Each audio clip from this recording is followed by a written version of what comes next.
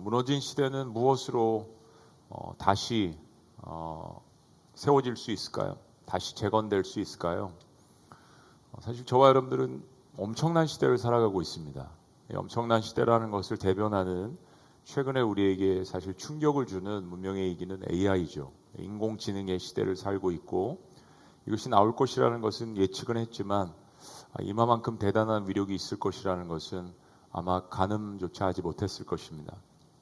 우리가 24시간 혹은 일주일 내내 우리가 책을 읽고 연구를 하고 해야 되는 방대한 지식, 이런 것들을 정말 단 몇 초 만에 해결을 할 수 있는 그러한 역량을 가진 이 A가 등장함으로 인해서 과연 우리는 미래에 어떤 직업들을 새로 가져야 할까, 혹은 없어지는 직업들은 어떤 것일까, 굉장히 이런 것들에 대한 여러 가지 토론들, 또 미래에 대한 예측들을 하고는 있습니다.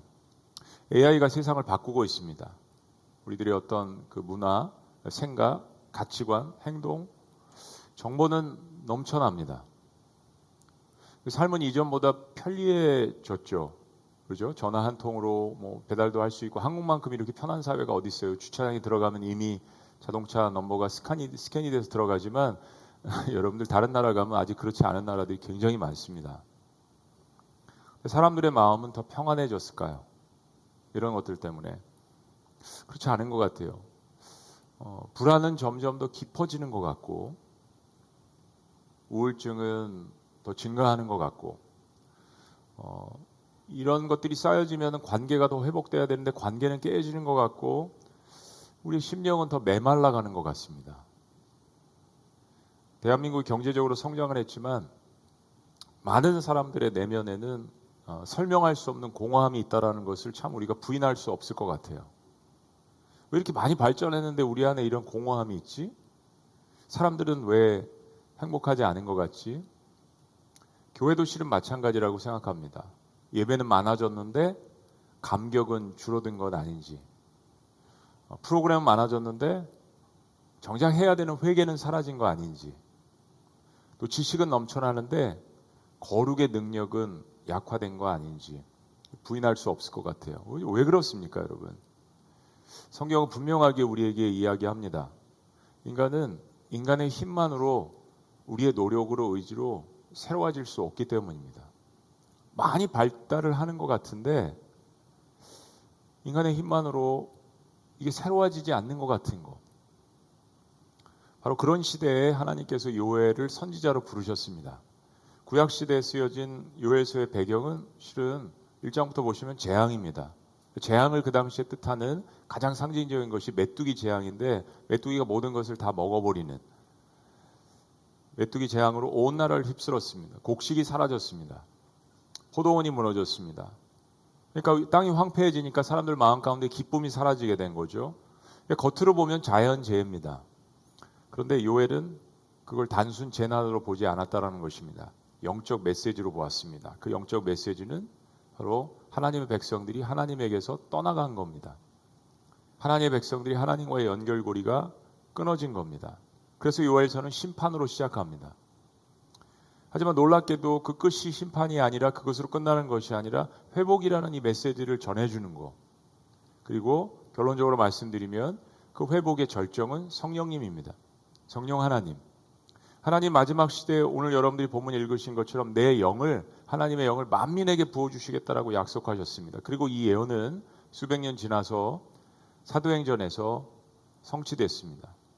동시에 이 예언이 완전히 끝난 것은 아닙니다. 왜냐하면 마지막 시대일수록 교회 공동체는 더 성령님을 필요로 하고 의지하고, 하나님은 사도행전과 같이 이 성령님의 놀라운 역사를 우리 시대의 마지막 시대에 부어주실 것이라고 약속하셨기 때문입니다. 그래서 오늘 하나님께서 우리에게 말씀하시는 이 시리즈의 마지막 주제는 성령으로 다시 시작하라는 것입니다. 성령으로 다시 시작하라. 그 어떻게 하면 성령으로 다시 시작할 수 있을까? 요엘서는 이 과정을 우리들에게, 아마 이 시리즈 전체를 요약을 하면서 우리들에게 이 말씀을 주시고 있는 듯합니다. 그 첫째는 하나님은 무너진 시대에 회개를 요구하십니다. 만약에 무너진 시대를 여러분들이 보신다면 그것은 하나님께서 우리에게 회개를 촉구하시는 겁니다. 자, 12절 말씀 한번 읽어보시죠. 자, 시작. 여호와의 말씀에 너희는 이제라도 금식하고 울며 애통하고 마음을 다하여 내게로 돌아오라 하셨나니, 요에서의 중심은 단순한 재앙이 아닙니다. 메뚜기가 다 먹어버렸어요. 황폐했습니다. 근데 거기서 끝이 아니란 이야기예요. 하나님 회개를 이야기하십니다. 근데 이 여러분이 읽으신 12절 말씀 가운데 가장 가슴이 뭉클한 단어는 이제라도라는 단어입니다. 이제라도. 얼마나 놀라운 은혜입니까? 이제가 언제입니까? 다 끝나고 다 황폐하고 죄로 말미암은 그 결과를 심판받은 그 상태에 메뚜기가 지나가서 모든 것이 남지 않은, 어떤 것도 남지 않은, 하나님의 메시지는 이겁니다. 이제라도, 아직 늦지 않았다라는 이야기입니다. 우리는 다 끝났다라고 생각하고 소망이 없다라고 이야기할 때 이제라도 하시는 이 말씀이 복음이잖아요. 그러니까 진짜 문제는 지금 황폐해진 그 땅과 그 환경과 그 경제를 바라보는 게 아니라 이 내부를 바라보라는 이야기죠. 이스라엘이 메뚜기 때문에 무너지는 게 아니잖아요. 메뚜기의 재앙 때문에 무너지는 게 아닙니다. 적국의 침략 때문에 무너지는 것이 아니잖아요. 하나님의 백성이 하나님에게서 멀어진 것이 문제가 되었기 때문입니다. 왜 우리의 삶 가운데 때로 그런 사인과 그런 징조들이 있을까? 무엇인가 원인이 있기 때문에. 메뚜기 시대의 이 재앙은 단순한 메뚜기 재앙이 아니었습니다. 오늘 우리 시대도 마찬가지라고 생각합니다. 정치가 문제죠. 특히 대한민국은. 경제도 문제입니다. 지금 전세난 월세 심각한 것 같아요. 교육도 문제라고 이야기합니다. 저 이거 중요하지 않다라고 이야기하는 거 아닙니다. 굉장히 중요한 문제고 우리 일상생활 가운데 누구에게나 다 정말 우리에게 와닿는 이야기들이에요. 성경은 훨씬 더 깊은 차원을 이야기하는 겁니다. 세상에서 들을 수 없는 분석을 이야기하는 거예요. 왜 공산주의와 사회주의가 탄생을 했을까? 이거 우리들의 삶에 굉장히 밀접한, 특별히 대한민국에 살고 있는 사람들에게 있어서는 이게 안 다룰 수 없는 주제예요. 회피할 수 없는 주제입니다. 농경사회에서 산업화가 되고 경제가 발전을 하면서 이제 봉건주의 사회에서 산업화 혁명으로 넘어가는 이 시대에 상부구조와 하부구조가 뚜렷이 드러나는 이 상황 가운데에서 프로레타 혁명이 일어났습니다. 이 봉건주의 이 상부구조를 다 없애버리면 하부구조가 부활을 해서 다 똑같이 공평하게, 그게 공산주의 사회주의잖아요. 이 시스템을 바꾸면 사람들은 자유를 얻고 평등을 얻고 기쁨을 얻고 다 같이 똑같이 분배하고, 근데 상부구조를 다 없애버린 그 자리에는 또 다른 독재가, 또 다른 권력이 차지를 했습니다. 어떻게 보면 더 무시무시한 권력이 차지를 했어요. 여러분, 시스템이 변화되면 사람들이 변화될 것 같고 그게 바뀌면 다 좋을 것이라고 생각을 했는데, 공산주의나 사회주의가 간과한 게 뭐죠? 인간의 죄성입니다.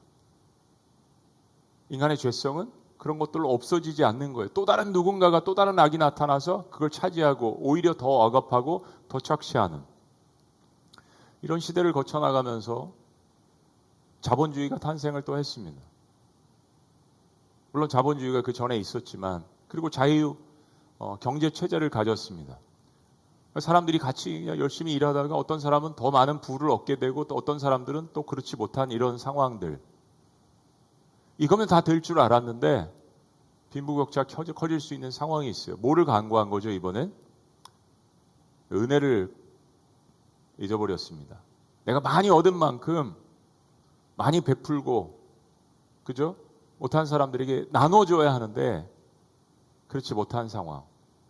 죄를 간과한다든지 인간의 탐욕을 간과한다든지, 정말 민주주의 사회에서 자유시장 경제에서 하나님의 은혜가 빠지면 사람들은 법을 교묘하게 이용을 하면서 더 많은 착취를 할 수 있는, 어떤 것이든지 하나님과 단절된 이 죄의 상태, 탐욕의 상태, 인간의 이 마음에 있는 이 상태를 간과한다면, 그러면 이거 정말 황폐한 것이 되는 것입니다.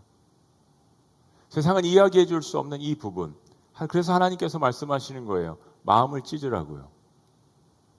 너희는 13절 옷을 찢지 말고 마음을 찢고 너희 하나님 여호와께로 돌아올지어다. 마음을 찢으라는 의미가 뭡니까? 당시의 사람들은 슬프면 옷을 찢었습니다. 그 표현으로 참남하도다라고 옷을 찢었어요. 그런데 하나님은 겉모습보다 중심을 원하셨습니다. 옷은 그만 찢고 죄는 그만 뒤집어 씌우고 마음을 찢으라고 이야기하시는 거예요. 그러니까 진짜 회개는 감정쇼가 아니죠. 삶의 방향을 바꾸는 것입니다. 내가 예수를 믿은 이후에 정말 삶의 방향이 바뀌었는가, 가치관이 바뀌었는가. 히브리어로 우리가 이 시리즈 내내 봐왔지만 돌아오라는 이야기가 슈브라는 단어인데 방향 전환을 뜻하는 겁니다. 이제까지는 내 중심의 사고방식에 살다가 하나님 중심으로 옮기는 거. 자기 뜻에서 하나님 뜻으로 옮겨가는 이 과정, 그리고 죄에서 돌이켜서 하나님께로 돌아오는 이 모든 과정들이 회개입니다.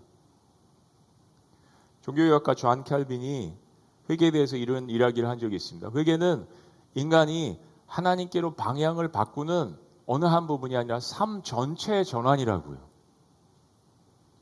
우리가 이번 시리즈 내내 함께 은혜를 받았지만 회개가 중요한 것은 사실은 회복이 기다리고 있기 때문입니다. 하나님은 우리를 심판하시기 위해서, 우리를 죽이시기 위해서 그런 재앙을 우리들에게 때로 보내시는 것이 아닙니다. 허용하시는 것이 아닙니다. 회개가 중요한 것은 깨달아서 우리더러 회복하라고, 다시 태어나라고. 여러분, 회개가 우리의 의무라면 회복은 하나님의 선물입니다. 자, 성령으로 다시 시작하는 두 번째 길은 이렇게 이어집니다. 그래서 하나님은 회개하는 백성을 회복시켜 주십니다. 회개하는 백성을 회복시켜 주시는 거. 요엘 선지자가 회개하는 죄인을 용서하시는 하나님의 속성에 대해서 분명하게 이야기합니다. 왜 이런 백성들에게 이제라도라고 이야기하시면서 돌아오면 회개하라고. 그럼 왜 회복을 이야기하실까? 13절 후반부는 이렇게 이야기합니다. 하나님은 은혜로우시며 자비로우시며 노하기를 더디하시며 많이 참으신다는 이야기죠. 인애가 긍휼하심이 헷세대의 사랑이 크시사 뜻을 돌이켜 재앙을 내리지 아니하시나니. 그래서 요엘 선지자는 그런 하나님의 용서하시는 그 속성을 알기 때문에 다시 하나님께 회개하며 예배를 회복하라고 촉구합니다. 여러분, 예배를 드리고 계시지만 정말 예배를 드리고 계십니까? 아니면 보고 계십니까? 이스라엘 백성들 예배가 그냥 없었던 적은 없었다라고 말씀드렸어요. 제사는 항상 있었습니다. 제사장들도 항상 있었고. 근데 진정한 예배를 드리고 있지 않았다는 거죠. 14절, 주께서 혹시 마음과 뜻을 돌이키시고 그 뒤에 복을 내리사 너희 하나님 여호와께 소제와 전제를 드리게 하지 아니하실는지 누가 알겠느냐? 이건 요엘서가 하나님의 성품을 알아서 이야기하는 겁니다.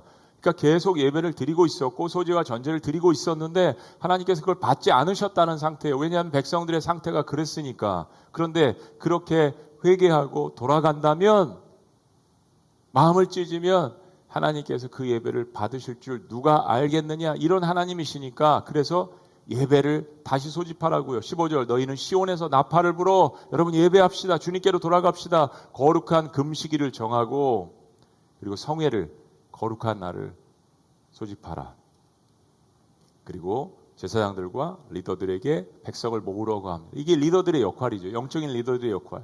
우리 주님께로 돌아가자, 우리 회개하자, 우리 금식하자, 같이 다시 예배하자. 16절, 백성을 모아 그 모임을 거룩하게 하고 장로들을 모으며 어린이와 젖 먹는 자를 모으며 신랑을 그 방에서 나오게 하고 신부도 그 신방에서 나오게 하고. 여러분, 이제 막 결혼했는데 신랑 신부가 얼마나 바빠요. 신혼 생활을 하느라고. 근데 신랑 신부도 나오게 하고 젖먹이가 엄마가 얼마나 바쁘겠어요. 근데 나오라는 이 표현을 보세요. 지금 이것보다 중요한 것은 없다라고 이야기하는 겁니다. 17절, 여호와를 섬기는 제사장들은 낭실과 제단 사이에서 울며 이르기를 여호와여 주의 백성을 불쌍히 여기소서. 이걸 어떻게 세상이 분석하고 어떻게 세상이 이걸 외쳐줄 수 있겠습니까? 하나님의 백성들만 외칠 수 있는 거죠. 그렇습니다. 회개는 우리의 죄와 부족함을 하나님께 알리고 하나님의 긍휼하심을 구하는 겁니다. 하나님, 제가 이렇게 부족하고 이렇게 허물이 많음에도 불구하고 이제라도라고 말씀하시니까 하나님, 저를 좀 긍휼히 여겨주시겠습니까? 근데 요엘 선지자는 여기에 대한 확신이 있었습니다. 18절, 그때 여호와께서 자기의 땅을 극진히 사랑하시어 그의 백성을 불쌍히 여길 것이라. 여호와께서 그들에게 응답하여 이르시기를 내가 너희에게 곡식과 새 포도주와 기름을 주리니 너희가 이로 말미암아 흡족하리라. 내가 다시는 너희가 나라들 가운데에서 욕을 당하지 않게 할 것이며.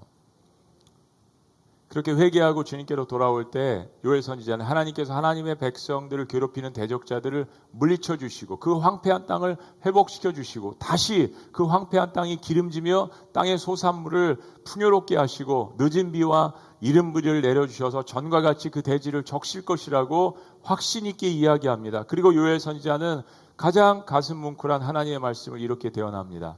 24절 말씀이에요. 다 같이요. 시작. 내가 전에 너희에게 보낸 큰 군대 곧 메뚜기와 으치와 황충과 팥중이가 먹은 횟수대로 너희에게 갚아주리니. 저는 이 말씀이 마음에 꽂혔습니다. 내가 메뚜기에, 당시의 재앙의 이 표현은 메뚜기라고 이야기했죠. 메뚜기가 먹은 횟수대로 그 분량만큼 내가 갚아주리라라고 말씀하시는 이 주님. 얼마만큼 회개하고 돌아오는 백성들의 그 삶을 회복시켜 주시고 그 모든 것들을 주님께서 축복하시기를 원하시는지 이 메뚜기의 재앙에서 그 갉아먹은 만큼, 그 횟수만큼, 분량만큼 내가 다 갚아주리라. 여러분, 금요일도 말씀드렸지만 정말 신앙생활 잘하는 건 내가 어떤 하나님인 줄 알고 경배하고 예배하고 신앙생활 하는 거죠. 요엘서는 심판에서 끝나지 않습니다. 회복으로 가는 과정입니다. 이게 복음이죠. 하나님의 목적은 파괴하고 심판하고 멸망시키는 것이 하나님의 뜻이 아니라고 이 땅에 오신 아들 예수님도 그 하나님의 마음을 이야기해 주셨어요. 회복입니다. 하나님이 원하시는 것은. 사랑하는 여러분, 메뚜기가 먹어버린 세월이 무엇입니까? 메뚜기는 단순히 농작물만 먹은 것이 아닙니다. 이스라엘의 기쁨을 빼앗아 갔습니다. 그들의 소망을 빼앗아 갔어요. 그들의 미래를 빼앗아 갔습니다. 다 황폐해진 그 땅에 아무것도 남지 않은 그것을 바라보는 그들의 마음은 얼마나 또 황폐했겠어요.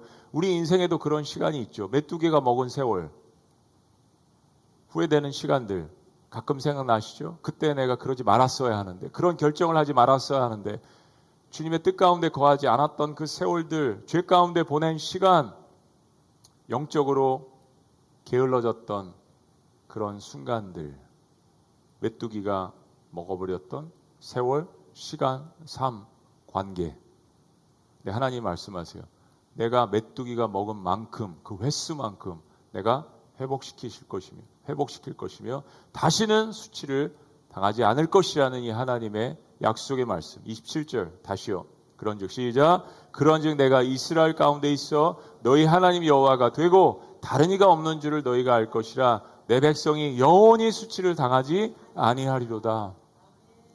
여러분, 세상에 AI가 아무리 발달을 해도, 문명의가 아무리 발달해도 이런 분석, 그리고 이런 심판 가운데에서 이런 회복의 언약의 말씀, 다시는 수치를 당하지 아니하리라.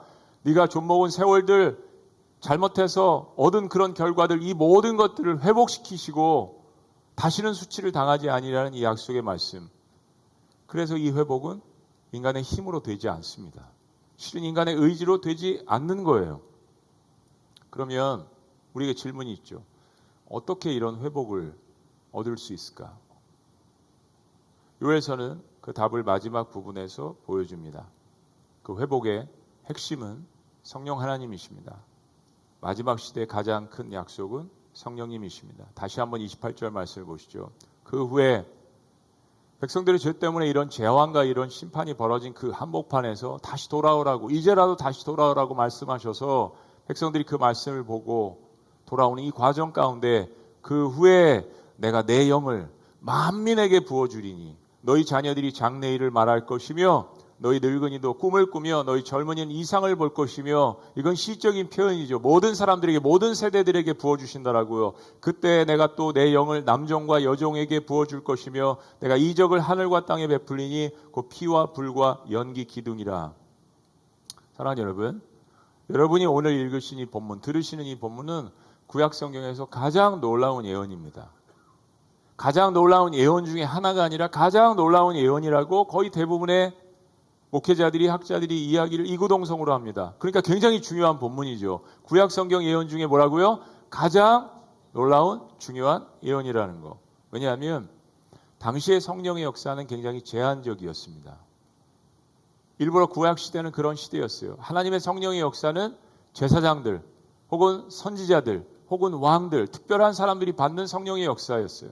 물론 구약 성경에도 성령이 자주 등장을 하지만 그걸 받은 사람들을 보시면 제가 말씀드린 그런 특별한 사람들에게만 임했습니다. 그런데 하나님은 이 심판의 한복판에서, 이 재앙의 한복판에서 요엘 선지자를 통해서 예언을 하게 하시는데 이 예언을 들은 모든 사람들이 충격을 받았습니다. 왜냐하면 특별한 하나님의 사람들에게 임하는 하나님의 이 영이 모든 사람들에게 임할 수 있다라는 거, 모든 하나님의 백성들에게 내가 성령을 모든 하나님의 백성들에게 이거죠. 차별하지 않고 부어주시겠다라고 약속하시는 겁니다. 사랑하는 여러분, 그럼 질문합니다. 여러분 성령님이 누구신 줄 아십니까? 제가 말씀드린 것처럼 신앙생활 하시는데 정말 하나님이 어떤 분이신 줄 알고 신앙생활 하시는 거 중요하다라고 말씀드렸어요. 신앙생활 하시니까 하나님은 아실 거 아니에요. 여러분들을 무시해서 말씀드리는 게 아니라 우리 신앙을 점검하는 시간입니다. 하나님께서 이 땅에 보내신 아들 예수 그리스도도 아실 거 아니에요. 그러면 성경에서 자주 이야기하는 도대체 이 성령님이 어떤 분이신 줄 우리 이토록 중요하다라고 말씀을 드리면 이 성령 하나님에 대해서 알고 있어야 되잖아요. 여러분 성령님이 누구십니까? 쉽게 이야기하면 성령님, 이 한문으로 쓰였지만 거룩하신 영이란 뜻이에요. 여러분 왜 성령님이 중요합니까? 우리가 예수님을 영접한다는 것은 우리의 마음 가운데 정말 세상에서 경험해보지 못했던 엄청난 내적인 변화가 일어나는 것을 뜻합니다. 어떻게 여러분 영적 세계에 대해서 전혀 몰랐던 사람이 이거죠. 죄가 깨달아지고 세상에서 이런 죄들을 이야기합니까? 우리가 이야기하는 이런 죄들은 세상에서 이야기하지는 않잖아요. 법도 제정을 했고 세상에서 죄라고 이야기하지만 지금 성경에서 이야기하는 이런 깊은 죄들에 대해서는 이야기하지 않습니다. 그런데 어떻게 이런 죄들이 깨달아지냐고요. 세상에서 이야기하지 않는 이런 죄들이 어떻게 깨달아지냐고요. 여자를 보고 마음속에 음욕을 품은 자마다 다 죄를 범했다고 하는데 세상에서 그런 죄를 이야기하냐고요. 안 하죠. 그런데 어떻게 그 죄가 깨달아질 수 있습니까? 나는 창세기를 창조할 때 그 장소에 가본 적이 없는데 예수님께서 2000년 전에 십자가에 돌아가실 때 그 자리에 없었는데 어떻게 그 사건들이 마치 주마등처럼 아니 내 눈앞에 펼쳐지는 것처럼 그렇게 뚜렷하게 이 말씀들이 믿어지시냐고요. 어떻게 내가 지은 죄들에 대해서 그렇게 눈물 콧물 쏟으며 회개가 나오죠? 어떻게 다시 살아보자 이건 아닌데 라고 새로운 마음을 가질 수 있게 되죠? 이 모든 것들이 바로 하나님의 거룩하신 영이신 성령의 역사라는 것입니다. 안 믿는 분들에게 목사님 그래도 어려워요 라고 말씀을 드리면 안 믿는 분들이기 때문에 출신자는 잘 모르시잖아요. 그래서 가끔 이렇게 그냥 비유를 드리긴 합니다. 꼭 맞는 이야기가 아니라 그냥 이해하기 쉽게 말씀드리겠어요. 여러분 사람들마다 기가 있거든요. 지금 잘 앉아 계시지만 기를 뿜고 발산하고 계시는 중이에요. 어떤 사람은 굉장히 긍정적인 바이러스를 발산하고 계십니다. 어떤 사람은 굉장히 부정적인 바이러스를 발산하고 계시는 분은 없을 것 같아요. 이 자리에는. 어떤 사람은 굉장히 의심의 바이러스를, 어떤 사람은 굉장히 판단하는 바이러스를. 여러분 사람들마다 이 기가 있어요. 뭐 동양 철학에서는 어떻게 이야기하고 서양 철학에서 어떻게 이야기하는지 모르겠지만 그 사람이 갖고 있는 캐릭터, 퍼스널리티 이게 다 있어요. 그 사람 곁에 가면 그게 나옵니다. 왜 저 사람 곁에만 가면 나도 행복해질 것 같지? 바이러스가 있어요. 왜 저 사람은 늘 불평과 불만과 뭐를 그렇게 분석을 하고 판단을 하는데 저 사람은 어떤 바이러스가 있지? 가면 계속 잔소리를 하니까 싫어요. 여러분 사람들마다 기가 있습니다. 근데 여러분 하나님의 기운, 그걸 성령이라고 이야기할 수 있어요. 근데 이 성령님의 이름처럼 거룩하신 하나님의 영이래요. 우리가 하나님을 만난다는 것은 우리 안에 죽어 있었던 원래는 하나님께서 그 르아의 하나님의 호흡을 불어넣어 주셔서 우리가 하나님과 교통을 하고 교제를 했었는데 죄를 지음으로 말미암아서 그게 끊어진 거잖아요. 하나님과 교통할 수 있는 그 채널이 끊어졌습니다. 내가 예수님을 영접하고 하나님을 예배할 수 있다는 것은 그 끊어졌던 영이 회복이 되어서 다시 살아나서 주님을 예배할 수 있고 하나님과 교제할 수 있다는 것입니다. 그렇다면 이 성령님의 역할은 너무나도 중요한 거잖아요. 어떻게 이 말씀을 이해할 수 있고 어떻게 죄가 깨달아지고 어떻게 회개가 나오고 이 모든 것들이 하나님의 영이 하시는 일이라는 거, 그게 성령님의 역사입니다. 그래서 예수님께서 내가 간 후에 그가 오시리라고 계속 제자들에게 반복해서 이야기하셨어요. 요한복음 14장 26절을 이렇게 이야기합니다. 보혜사 곧 곧 아버지께서 내 이름으로 보내실 성령, 그가 너희에게 모든 것을 가르치고, 그냥 한 부분이 아니에요. 모든 것을 가르치고 내가 너희에게 말한 모든 것을 생각나게 하리라. 주님, 오늘 제가 요엘서 말씀을 읽습니다. 주님, 제가 오늘 요한복음 말씀을 읽는데요, 이 말씀이 밝히 깨달아질 수 있도록 하나님의 영께서 저에게 지혜를, 계시의 정신을 허락하여 주시옵소서. 이 기도 한마디가 중요하잖아요. 아무리 신학을 많이 공부한들, 아무리 설교를 많이 한들, 아무리 제자훈련을 많이 한들, 내 생각과 가치관을 가지고 하나님의 말씀을 읽으려고 하면 이해가 가지 않는 부분이, 이게 영적인 책이잖아요. AI가 어떻게 이 영적인 책을 우리에게 분석해 줄 수 있겠습니까? 기계인데. AI에게 물어보세요. 너는 정체가 뭐냐고 물어보세요. 오늘 날씨가 좋니? 나 오늘 기분이 나쁜데 어떻게 위로를 받을 수 있을까? 이야기를 하잖아요. 근데 물어보세요. 이렇게 답변이 돌아옵니다. 저는 감정에 대해서 이야기할 수 있고, 세상사에 대해서 이야기할 수 있고, 종교에 대해서 이야기할 수 있지만 저는 인간에 의해서 만들어진 기계일 뿐입니다 라고 답변을 합니다. 영어로 쓰여진 책을 세상에 어떻게 분석을 할 수 있겠어요? 영어로 쓰여진 책을 어떻게 세상의 이성으로 분별을 할 수 있겠어요? 여러분, 홍해가 갈라진 사건을 믿으십니까?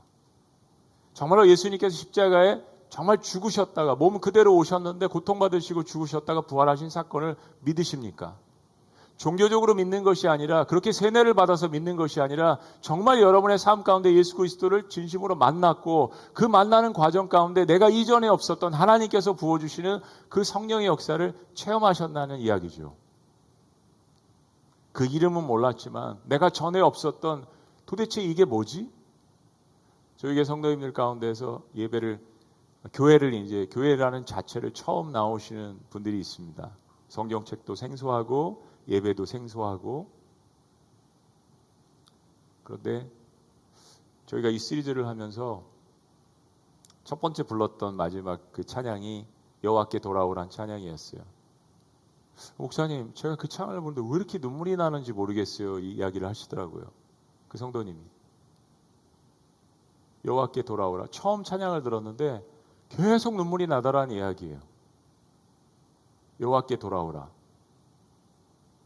누가 하시겠어요? 사람이 하겠습니까? 아니면 음악적인 감정의 요소가 있어서 그럴까요? 아니죠. 경험하신 분들은 알 거 아니에요.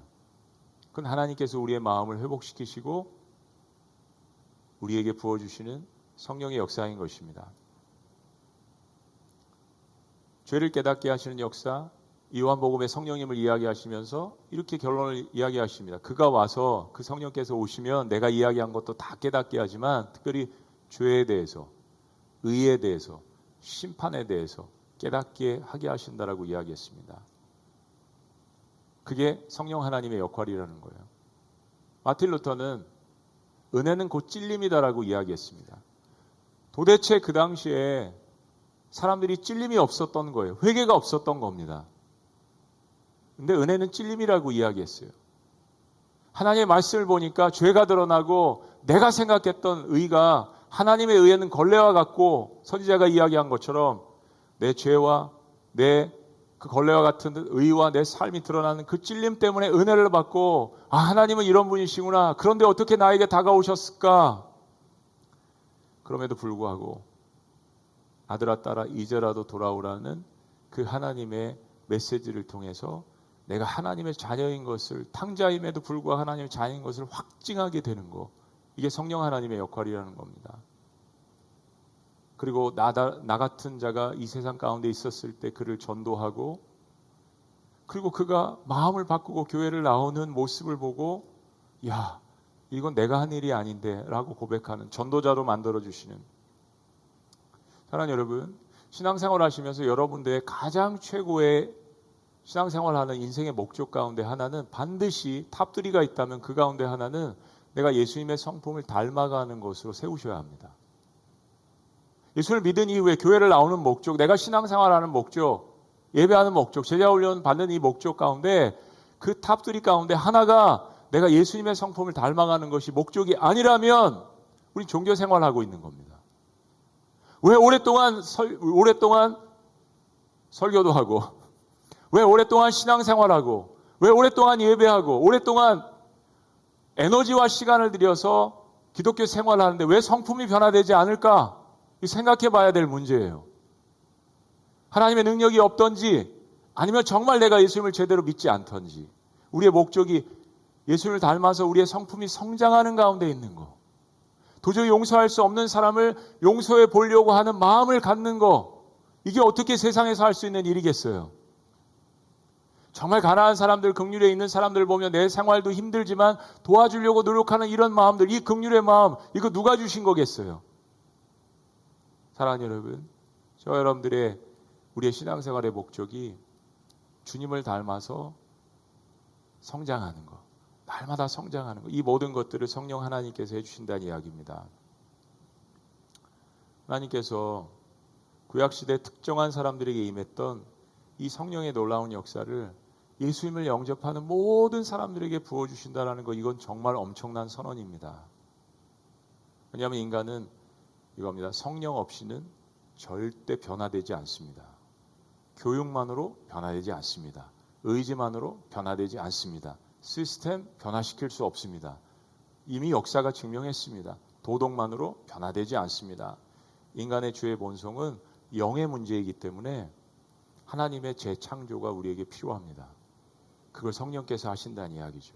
그래서 성령은 단순한 감정의 변화가 아닙니다. 감정은 따라오는 거죠. 성령은 단순한 분위기도 아닙니다.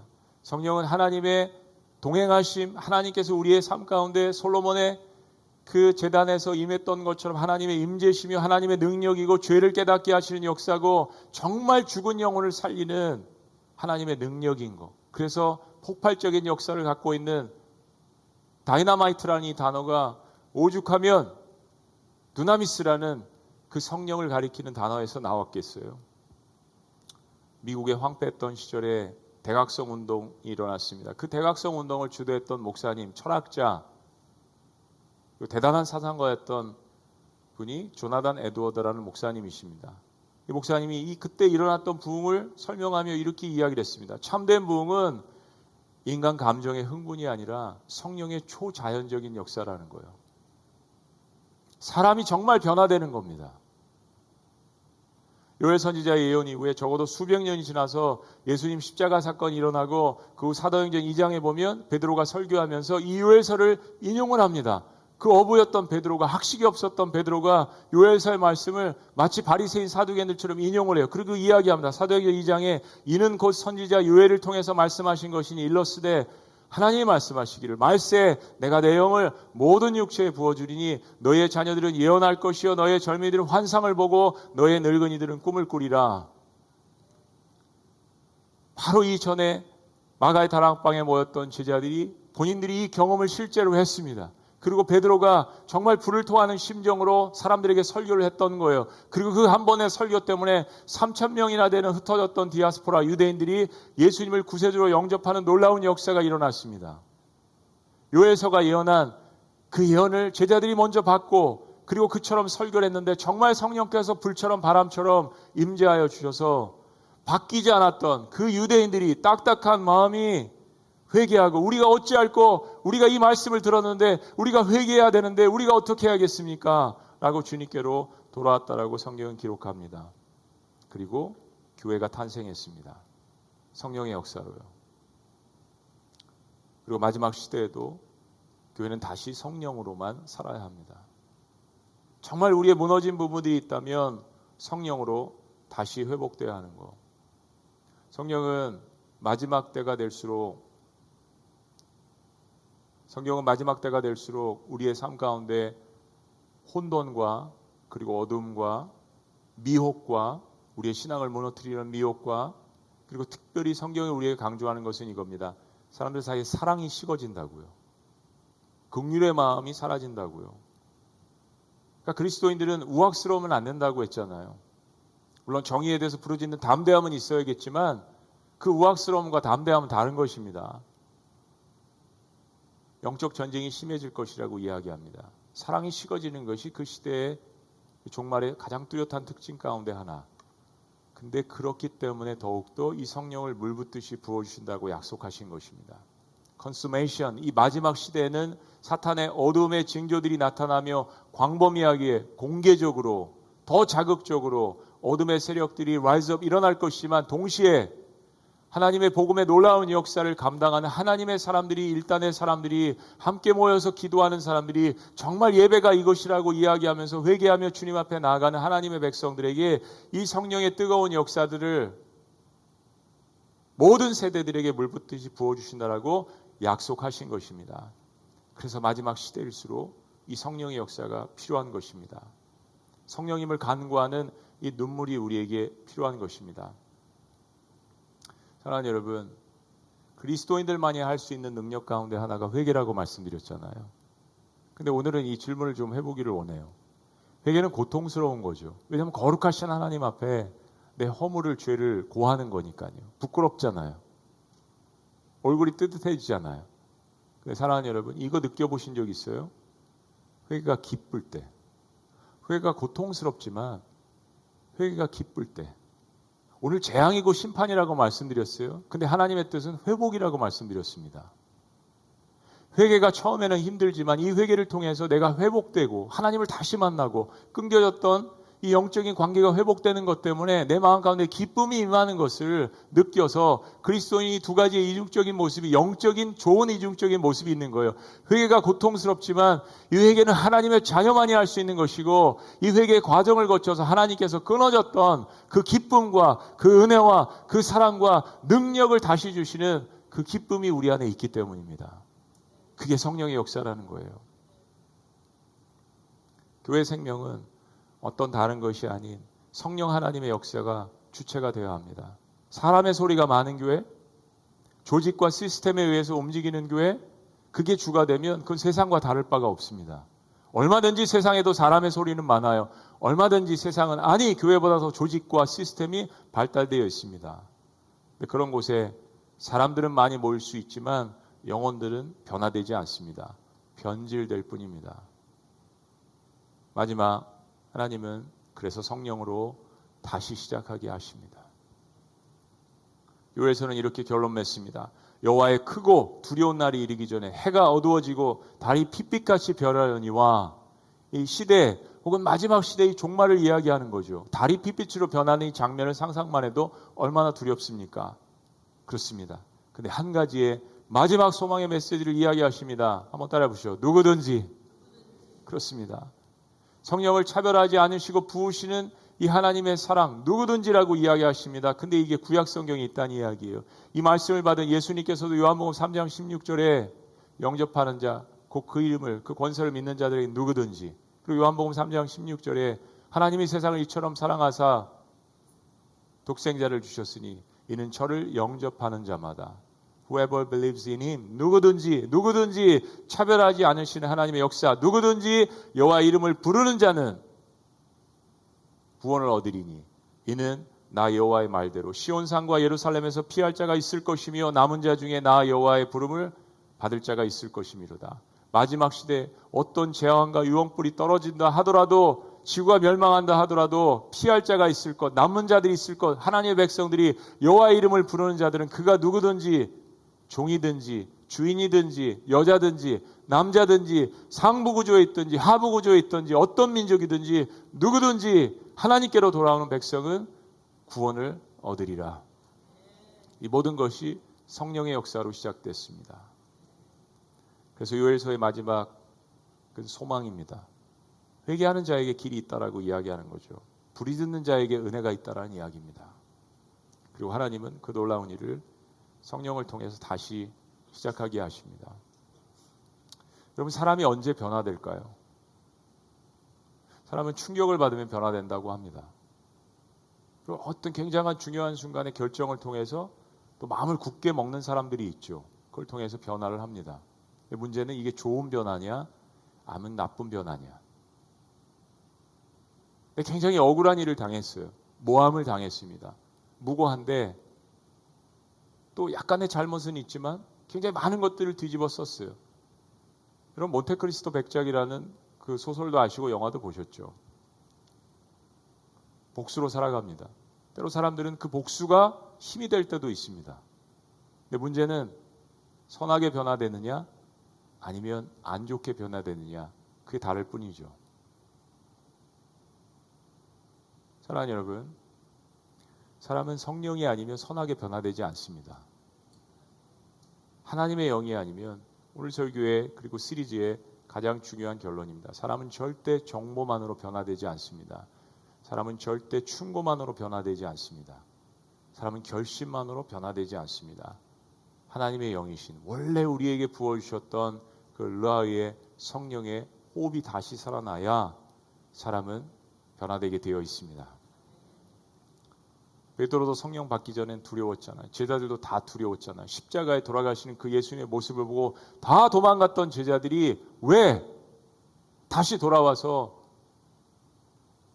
십자가에 거꾸로 매달려 죽고 톱으로 켬을 당하고 칼로 죽고 뜨거운 물에 들어가서 죽고, 모든 제자들이 다 순교를 마다하지 않고 목숨을 두려워하지 않고 왜 다시 그들이 하나님의 사람들이 되어서 복음을 증거했을까요? 물론 첫째는 부활하신 예수를 만났기 때문이죠. 그리고 주님께서는 그들에게 성령을 받으라고 주님께서 말씀하시며 부어주셨습니다. 그 성령의 놀라운 역사를 통하여서 제자들은 이전과는 다른 사람이 되었습니다. 물론 여러분들이 예수님을 영접할 때 즉각적인 변화가 많이 일어나는 사람이 있습니다. 그 대표적인 인물이 성경에서 사도 바울입니다. 다메섹 도상에서 정말 즉각적으로 그의 모든 삶이 변화되었습니다. 대부분의 경우에는 점진적인 변화를 경험하게 되죠. 성령께서 우리의 마음에 들어오셨는데 삶의 방향은 변화됐는데 이제 나의 성품과 가치관이 시간과 환경을 따라서, 말씀을 들음에 따라서, 은혜를 받음에 따라서 점점 변화됩니다. 예수님을 언제 만나셨어요? 10년 전에, 20년 전에, 혹은 모태신앙? 지금 그 세월이 지난 만큼, 그 신앙의 연수가 있는 만큼 정말 그것대로 내 성품과 내 삶이 주님 안에서 변화되었는가? 라는 것을 살펴보는 것은 우리의 몫입니다. 그러니까 조심하셔야 되는 거예요. 제가 신앙생활을 이만큼 했습니다 라고 이야기하는 것은 그만큼 변화되었습니다 라는 고백과 똑같은 고백이기 때문입니다. 사랑하는 여러분, 다시 한번 주님께서 이야기하시는 겁니다. 직분도 다 내려놓고, 신학 공부한 것도 다 내려놓고, 목회자든 어떤 타이틀이든 다 내려놓고 하나님 앞에 섰을 때 우리는 다 벌거벗은 사람과 같은 모습이에요. 주님께서 말씀하십니다. 다시 돌아오라고요. 여러분, 오늘 교회의 희망이 어디 있겠습니까? 더 좋은 시스템입니까? 아니면 좋은 전략입니까? 물론 필요하죠. 전혀 쓸데없다라는 것이 아닙니다. 그러나 우선순위의 문제에 있어서 교회의 진짜 생명력은 하나님께서 우리에게 부어주시는 성령의 역사입니다. 성령이 떠난 교회는 겉은 살아있어도 힘은 없습니다. 근데 성령께서 살아계시면 이거죠. 메마른 심령이 다시 살아나고, 죄인이 회개하고, 예배가 살아나고, 다음 세대가 깨어있고, 교회가 다시 세상의 불이 아닌 성령의 불에 의해서 다시 타오르기 시작하는 것입니다. 내게로 돌아오라. 이제라도. 얼마나 가슴 떨리는 약속입니까? 그리고 약속하십니다. 내 영을 부어주리라. 성령 충만은 날마다 구하라고 말씀하셨습니다. 우리에게 이미 성령의 충만이 있지만, 성령께서 임재하셨지만, 이 세상 한복판에 살다 보면 또 세상의 가치관과 세상의 영이 들어와서 우리의 마음이 메마를 때가 있잖아요. 그 성령 충만함을 받으라 라고 주님께서 우리에게 말씀하시는 의미는 날마다 성령의 충만함을 간구하고 기대하라는 이야기입니다. 저희가 교회에서 큰 기도 제목을 가지고 지난 한 달 동안 기도했던 한 자매 이야기가 있죠. 부활절날 쯤에 쓰러져서 병원에 입원해서 뇌수술을 받았습니다. 아마 거의 신방 안 하신 분들이 없을 정도로 많은 사랑을 받았어요. 기도 안 한 사람들이 없을 정도로 엄청난, 이 사건을 통해서 교회가 정말 하나가 되고, 어떻게 보면 그 자매님이 우리 교회를 살린 것 같은, 청년들도 막 금식하고 밤에 와서 기도하고 새벽에 가서 기도하고 예배 때마다 기도하고, 근데 정말 큰 뇌수술이었더라고요. 의사 선생님께서 이건 깨어나도 한쪽은 못 쓸 것이라고, 정상으로 돌아오기는 불가능하다라고 진단을 내렸습니다. 그런데 3일 만에 깨어서 말하고 움직이고 2개월에서 4개월 정도 병원에 입원해야 한다고 했는데 이제 봉합 수술 다 마치고 이제 의사는 5월 24일 전에 5월 24일이 성령 강림절이에요. 5월 24일 전에 퇴원했으면 좋겠다라고 그렇게 이야기했다고 합니다. 자매가 이제 뇌 수술을 하고 처음에 수술을 하고 깨어나서 아버지에게 이렇게 이야기했다고 합니다. 상황 아시는 분들은 아시겠지만 어머님은 아프셔서 15년 동안 병상에서 파킨슨병 때문에 눈동자만 움직일 수밖에 없는 그런 상황. 또 아버님은 그런 상황을 보시면서 얼마나 절망 가운데 힘들어 하시겠어요. 그런데 수술을 해서 회복되어서 아버지에게 아빠 나 이렇게 따라해봐 라고 이야기하면서 따라해보라고 이야기하면서 영어로 이렇게 외쳤다고 합니다. 저에게 해준 이야기예요. 아빠 따라해봐. God is good. 영어로 God is good. 하나님은 선하십니다. 아빠 따라해봐. All the time. 항상 선하십니다. 여러분, 세상적인 가치관에서 보면 비극일 수 있고 왜 이런 일이 이 어려움을 통과하는 광야 가운데 있는 그것만으로도 정말 잘해온 가정인데 이런 일이 사랑하는 딸에게 일어나는 것을 보면서 마음 가운데 불평이 생길 거 아니에요. 그런데 깨어난 자매님이 하는 이야기가 아빠 따라해봐. 하나님은 선하셔. 네, 항상 선하셔. 자, 여러분, 이게 세상의 가치관으로 변화될 수 있는 일일까요? 세상의 가치관으로 고백할 수 있는 일일까요? 아니죠. 성령께서 그 자매에 계시기 때문에 만 할 수 있는 고백이라고 믿습니다. 이 자리에 계신 모든 분들이 성령의 놀라운 역사를 누리시기를 주의 이름으로 축원합니다. 성령의 능력을 누리시기를 주의 이름으로 축원합니다. 예수님 닮아가는 성령의 열매가 여러분 삶의 우선순위와 목표가 되기를 주의 이름으로 축원합니다. 날마다 우리의 삶 가운데 세상의 충만이 아니라 성령의 충만으로 채워주시기를 주의 이름으로 축원합니다. 기도하시겠습니다.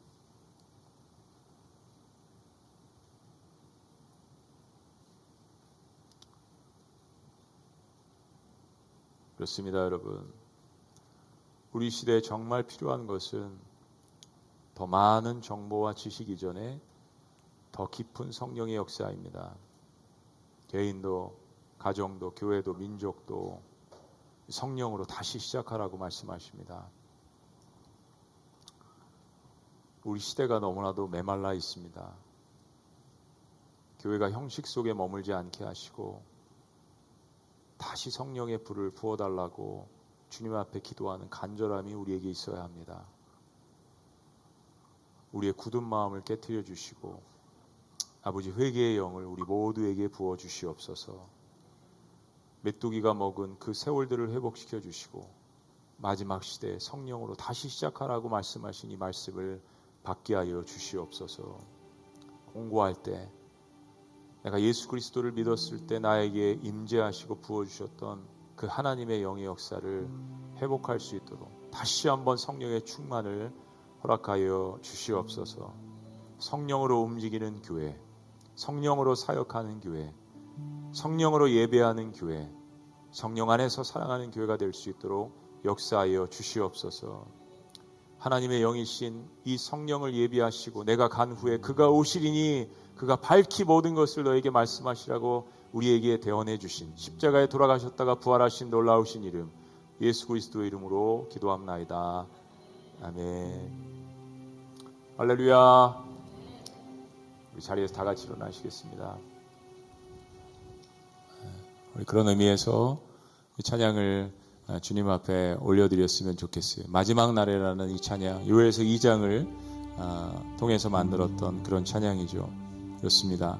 하나님께서 우리에게 보여주실 성령을 생각하시면서 우리 힘차게 주님 앞에 이 찬양을 올려드렸으면 좋겠습니다.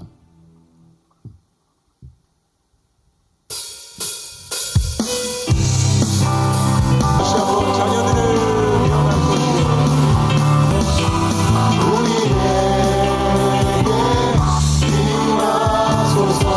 다시 한번 고백합니다. 우리에게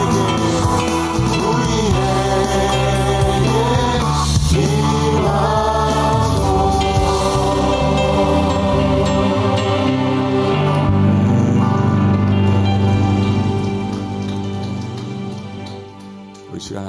정도 이 시리즈를 마치면서 그렇습니다. 주님, 저에게 필요한 것은 어떤 다른 것이 아닌 우리에게 호흡하시며 불어넣으셨던 하나님의 영인 것을 이 시간 고백합니다. 여러분, 주님 앞에 주님, 저에게 성령 충만이 필요합니다. 성령으로 다시 시작할 수 있도록 주의 영께서 함께하여 주시옵소서. 이 기도를 여러분의 입술로 여러분의 마음으로 고백하셨으면 좋겠습니다. 하나님, 저 개인도 저 가정도 그리고 우리 교회도 이 나라 민족도 선교지도 주의 성령으로 회복될 수 있도록 역사하여 주시옵소서. 차별하지 않으시고 모든 만민에게 내 남정과 여정에게 부어주신다고 하신 성령의 역사를 확신하시면서 주님 앞에 간구하셨으면 좋겠어요. 기도하시겠습니다. 존귀하신 하나님, 놀라우신 하나님, 우리와 같은 죄인에게 하나님의 거룩하신 성령의 역사를 부어주신다고 약속하신 주님, 저와 함께 우리 모두가 사랑하는 주의 백성들이 성령을 간구합니다. 성령의 충만함을 다시 한번 부어주시고 하나님, 세상의 어두운 세력들을 물러가게 하여 주시고 어둠의 영들을 물러가게 하여 주시고 성령으로 우리에게 채워주시옵소서. 하나님의 영으로 가득 찰 수 있도록 인도하여 주시옵소서. 성령이 아니고서 말하지 않도록 인도하시고 성령 하나님이 아니고서 결정하지 않도록 인도하여 주시고 우리에게 부어주신 이 성령의 불의 역사가 불처럼 바람처럼 하나님을 알 수 있도록 주여 인도하여 주시옵소서. 주여 인도하여 주시옵소서. 메뚜기가 먹은 새우를 회복시켜 주시옵소서.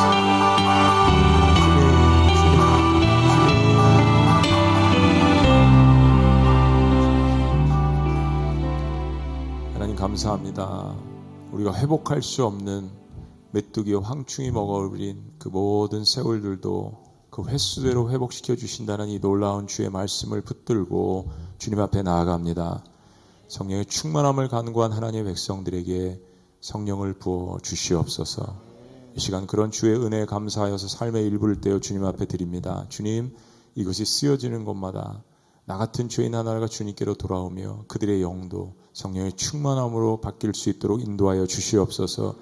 예수님을 인격적으로 닮아가기를 원합니다. 이것이 우리의 인생의 가장 큰 목표가 될 수 있도록 인도하여 주시옵소서.